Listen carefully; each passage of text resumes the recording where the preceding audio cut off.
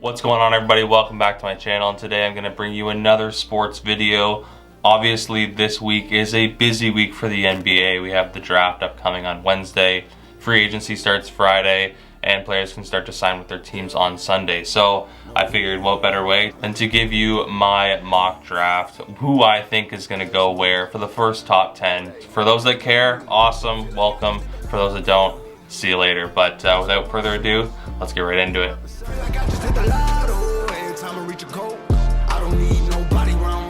Make sure to hit that like button and obviously subscribe to me if you haven't already. I love making content for other people, so it would definitely help me understand what the people want to see. Thanks. So I do understand that there's probably going to be some movement. I actually expect there to be some movement within the top 10 for the draft, whether that's Golden State trading right out of the top 10 to get an all-star caliber player right now, or whether that be the New York Knicks trading up to potentially get Lamello Ball. But we'll just go as of right now, which is 11 a.m. Eastern Standard Time on Monday. So yeah, let's get right into it. Number one, we've got the Minnesota Timberwolves, and I do project that Minnesota is going to take the kid out of Georgia, Anthony Edwards. When it comes to Anthony Edwards, he is a 6'4" 2 guard. It's very athletic and has a good shot. People often compare him sort of to Russell Westbrook in the sense of his athleticism. I do understand and I do believe that Lamello Ball is the best player in the draft. However, when you look at the fit of the team, Lamello Ball wouldn't fit well in Minnesota, in my opinion. You would have D'Angelo Russell and Lamello Ball, who both are definitely heavy ball handlers, so it just wouldn't work. There'd be too much clashing. I think you slide in Anthony Edwards at the 2 position. He complements Karl-Anthony Towns and D'Angelo Russell perfectly. Anthony Edwards has that potential to be that kind of slasher on the wing alongside D'Angelo Russell, so there's definitely a good combo there. When it comes to the Minnesota Timberwolves, yes, they do have the first overall pick right now. However, I would love to see them try to finagle a move to get Devin Booker in Minnesota to play with his 2 best buddies, D'Angelo Russell and Karl-Anthony Towns. I don't know what that package would look like. Probably, obviously, that first overall pick, but is there more that the Timberwolves have to give up to get D-Book? I don't know, because if you look at it, you could get Lamello Ball with that first overall pick. But for right now, we will take Anthony Edwards, number 1 overall, to the Minnesota Timberwolves. All right, and at number 2, I do think the Golden State Warriors will make a huge mistake if they don't take James Wiseman. James Wiseman, a 7-footer out of Memphis, only played 2 games this past year because of the hot water that Memphis found himself in. But as a high school recruit, James Wiseman came in as a 7-footer, being able to shoot a mid-range and take it out to the 3 if needed. I don't really think that's a game that translates to the NBA for him. I think he's more of a, kind of mid and in the paint big. But as a 7-footer, 230, that's the piece that Golden State needs. That's the piece that they've kind of required for the past 5-6 years. So, they're definitely not a bottom feeder team. They have multiple all-star caliber players, and if they take James Wiseman, it's going to be scary for people in the West next year, with obviously threats in Steph and Clay, and then James Wiseman controlling the paint. Now, when it comes to comparisons for James Wiseman, a lot of people are saying a Hassan Whiteside or a DeAndre Jordan. Now, I know those players aren't, high-level all-star caliber players. I do think that James Wiseman has a higher ceiling than those guys, but it's just the overall make and build of the style that James Wiseman plays. Very, very interesting that people compare him to DeAndre Jordan, because I do see the potential of a Lob City-esque era in Golden State should they decide to take him. Now, Golden State could 100% move this pick. I mean, I wouldn't be surprised. It's the 2nd overall pick. And then if they want to build something a bit stronger for right now to compete for the next couple of years, obviously they have Wiggins. I'm not really sure if they want to keep him. That is kind of a heavy contract for what he contributes to the team. They do have Draymond Green, who, yes, is a quality player. He's been around for a while with them. But again, the contract is a little heavy for what he's being paid. It would be interesting to see if maybe they move the pick and one of those 2 players to someone else for another all-star caliber, maybe big or a wing. All right, and with the number 3 overall pick, the Charlotte Hornets select Lamello Ball. I think Michael Jordan is doing himself a huge disservice if Lamello Ball falls to him and he does not take it. Like I said, I do think Lamello Ball is the best player in the draft at 6'6", 6'7", who plays the point very well. He's able to facilitate and pass the ball and see the floor. His IQ is through the roof. I just think, Michael Jordan, you're doing yourself a huge disservice if you don't take Lamello Ball at 3 if he falls to you. I think when you talk about marketability, which is also a problem in Charlotte, not a lot of big name players want to come to Charlotte. You're able to draft someone, with such a reputation and such of a high profile that is Lamello Ball. I think you take that 100%. Lamello Ball is a guy that's flashy. He's going to sell tickets for you. Yes, James Wiseman is also a good player, but he's not flashy. He's not Showtime per se. Lamello Ball will definitely give you that factor. Lamello Ball also has the experience of playing overseas. He played in New Zealand, so he played against men. He has that kind of experience to get some more physicality rather than, in college. There's not a lot of grown men there. Sure, there's some people that are, 22, but that's about as high as you get. When you go and play overseas, you're definitely playing against some higher, maybe not higher skilled players, but definitely more physical players and players that have been around the game and maybe know a bit more than a college player would. Now, maybe you're looking at the roster for Charlotte Hornets and you're saying, well, they got Terry Rozier and they got Devontae Graham, and those guys are both to the point. Yeah, I totally agree, but Devontae Graham has shown that he kind of wants to slide over to the 2 position. He can hit his shots, so can Terry. They can both hit from 3, so it allows him to kind of be that main ball handler at the 1 and have those 2 kind of bounce back and forth from being the 2. So I think they take Lamello Ball. I think it's a great option if he falls at 3 for them.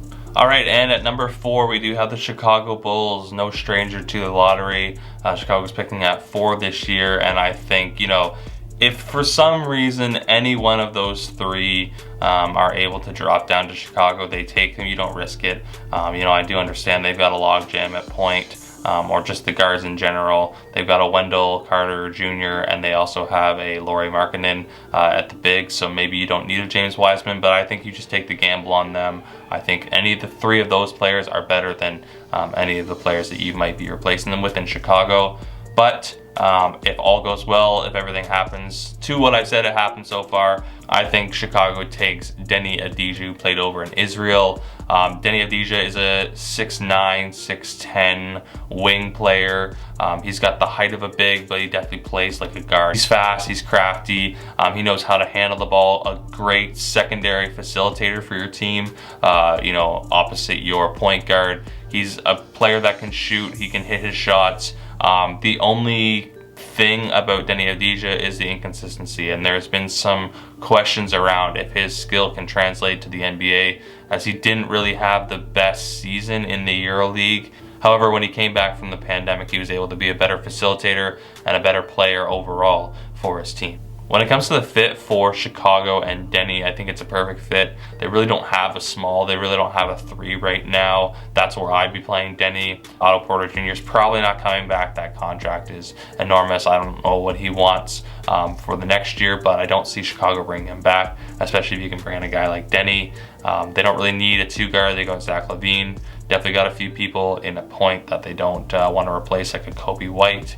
And Lauri Markkanen, Carter Jr., and as well as Gafford are also there playing the big. James Wiseman might not be the best fit for them, but I do think that Deni is the perfect fit for Chicago. And with the 5th overall pick, we do move on to the Cleveland Cavaliers. And obviously within the past couple of years, Cleveland has taken a couple guards. They've taken Darius Garland as well as Colin Sexton. This year, they should not be doing that. They do not need to lock themselves down to having 8 different guards on their team and no bigs. So I do think that they take one of the older players in the draft, Obi Toppin, out of Dayton.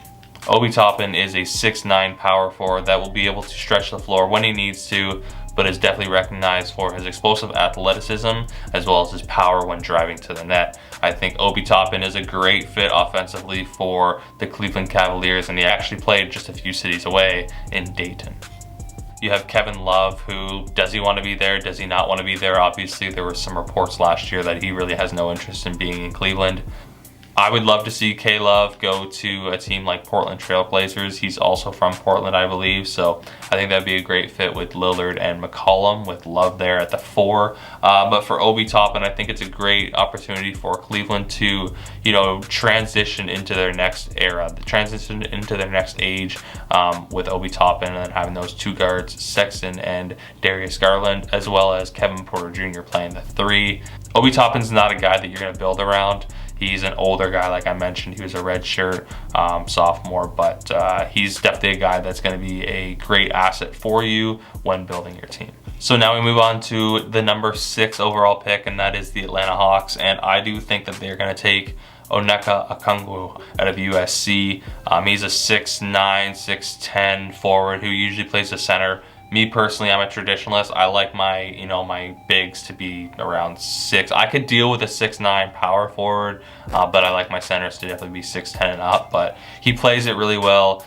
He's good on the defensive end, which will definitely help Atlanta, as they've kind of been lacking on that for the past couple of years. It gives them a solid option at center moving forward. They do have such a young core with John Collins, obviously Trae Young, Kevin Huerter, and DeAndre Hunter. So it's going to be an interesting decision for Atlanta. I do think Okongwu is the best option for them. Obviously, John Collins' contract is coming up. Hopefully, they sign him to keep that core together. But he's a guy that can, you know, contribute offensively. He can shoot a 3 if he needs to, which is huge for Atlanta's system. That's definitely where they're going, stretching the floor and kind of making the floor more open to be a threat from all around the court. I've heard a couple different people saying Atlanta might take a guy in Tyrese Halliburton or a Killian Hayes, which are both guards. I don't really know about that. They're talking about moving Trae Young to the 2. I like Trae at the 1 position. I think he's a good facilitator and obviously has great range. I wouldn't really want to move Trae from the 1 to the 2, so I'm definitely going with a big in this draft. When you look at the position of need for Atlanta, it's definitely a center. They've had guys like Dedmon, or they do have Clint Capella there now, but I don't think he's a long-term option for them. They don't need someone at the 1. They got Kevin Huerter at the 2. I don't think he's a all-star caliber player, but I definitely think he's a quality role player that you'll need moving forward, similar to like a JJ Redick.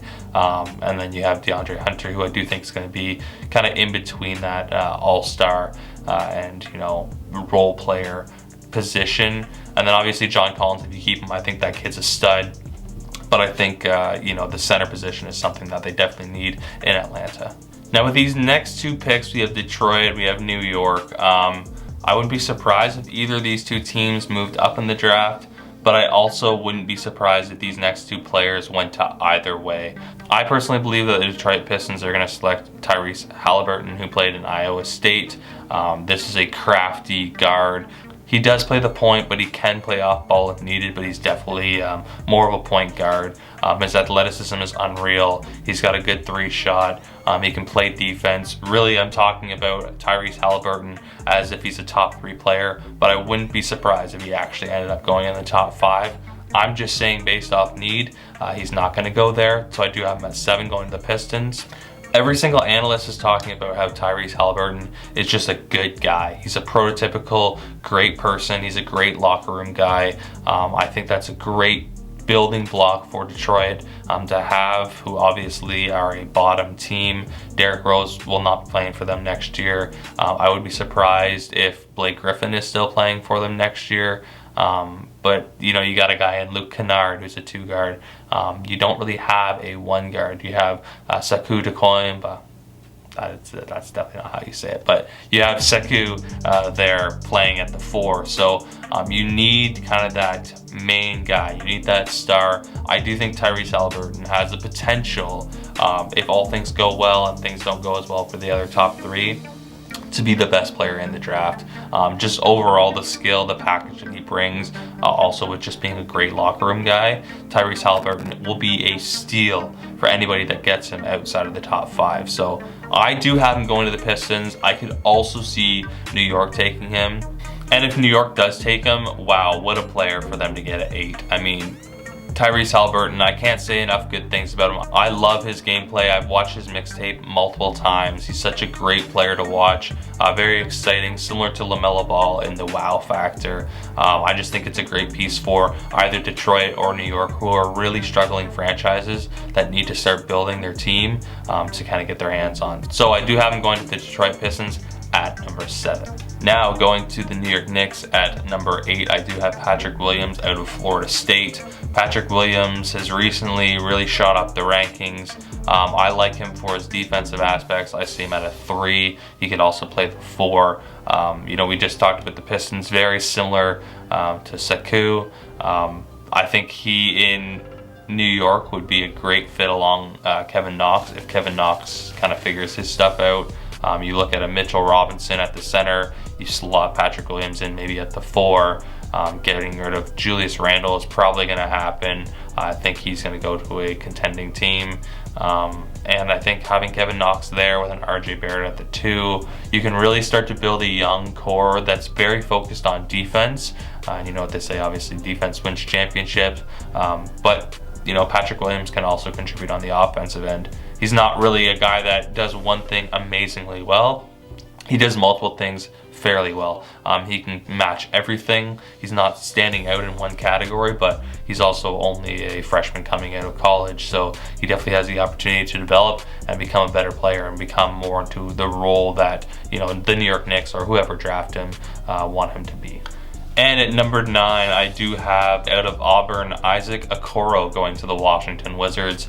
Isaac Okoro is another one of the players that can fit in right away. He can step in and be an impact player, and perfect because he is a small forward, and that is desperately what Washington needs. So you obviously got a guy in John Wall and Bradley Beal controlling that backcourt.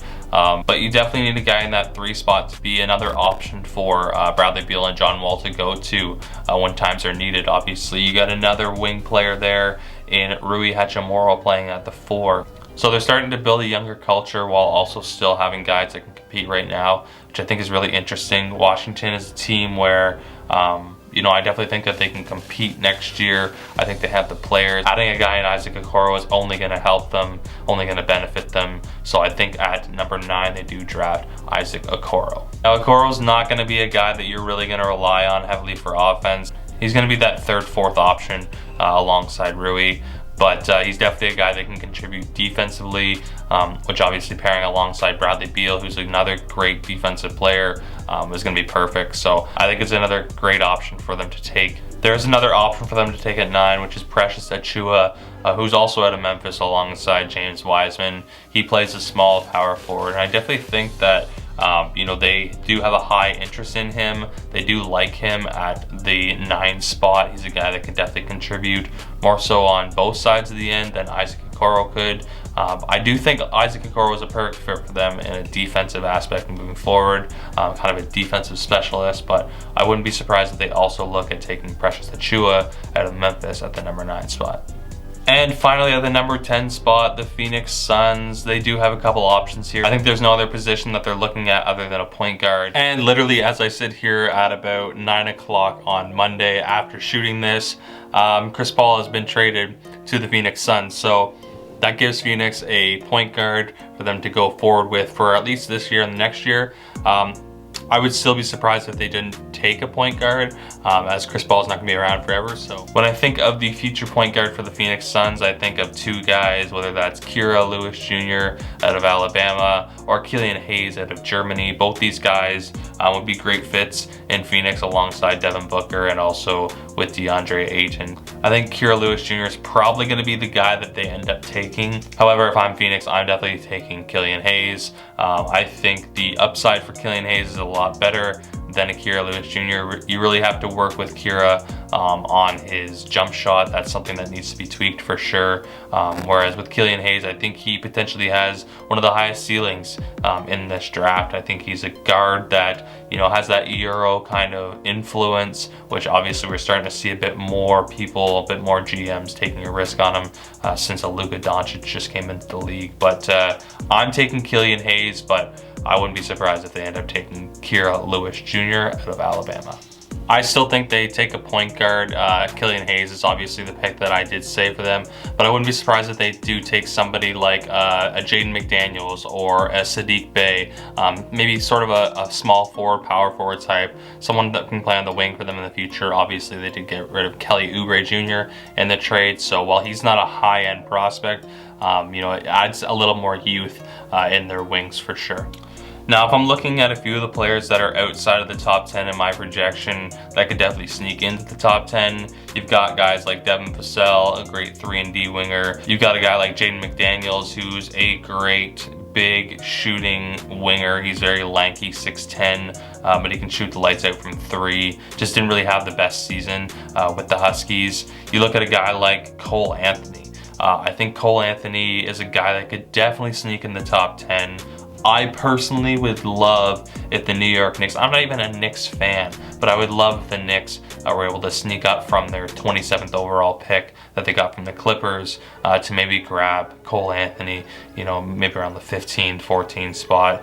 For those that don't know, Greg Anthony, Cole Anthony's dad, did play the start of his career with the New York Knicks for I think 4 or 5 years. So I think it'd be pretty cool for them to draft Cole Anthony. And they also need a point guard. So if they grab Patrick Williams at their number 8 spot, they get a big that can defend, that can shoot, kind of does a lot of things pretty well. And they're able to grab a guy in Cole Anthony as their future point guard alongside R.J. Barrett. I think they've done well. I think they've done a great job in the draft. I think they would be one of the teams that are most surprising out of the draft, and then they go into free agency and still have a lot of cap room. I know a lot of people don't want to go to New York just because of how toxic it is, but I do think that if they were able to grab a point guard of the future and a guy in Patrick Williams, they're doing really well. Now, when I talk about point guards, this is a very point guard heavy draft. You still have a guy in Theo Maledon who's not drafted in the top 10. You have a guy in R.J. Hampton who was definitely a top 10 pick this time last year. Unfortunately, he had a late season hip injury that kind of really put his draft stock back a bit, but that kid out of Aussie, he's really good. I like his style. And then you got 2 more guys that are definitely going to go later on in the first round, but a guy in Nico Mannion and Jamius Ramsey. Jamius Ramsey's probably going to go to the Lakers. That's what it's looking like. The Lakers have been really scouting out him, which will be interesting to have him brought into that system. But a lot of guards, a lot of possibility for movement definitely in this draft. Stay tuned. It's going to be a crazy draft. It's going to be a crazy week.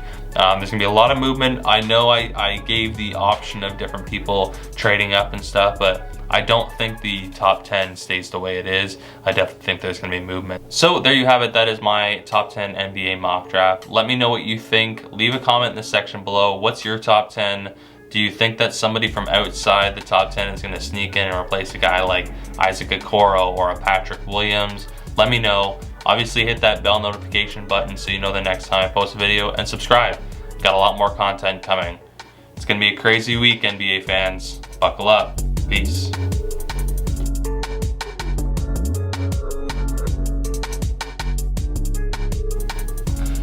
Get off my lawn!